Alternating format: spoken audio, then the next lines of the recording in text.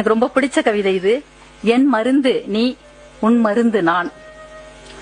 ஒரு காயப்பட்ட பறவையை கண்டேன்.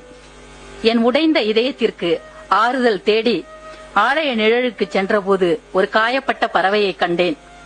வழியில் துடிக்கும் அதன் ரெக்கைக்கு ஒத்தடம் தந்தேன் என் வழி மறந்து. என்னை அறியாமல் சிந்திய ஒரு துளி கண்ணீர் மருந்தானது அதற்கு. வலி நீங்கியதும் பாடத் தொடங்கியது பறவை. அந்த கீதம் மருந்தானது என் உடைந்த இதயத்திற்கு. குணமான பின் பறந்து விடுமோ பறவை என நான் பயந்தபோது அது சொன்னது, பறத்தல் என் இயற்கை, அதற்காக பறந்து கொண்டே இருக்க முடியுமா? தரை இறங்கும் போதெல்லாம் உன் தோளிலேயே வந்து அமர்வேன் என்று.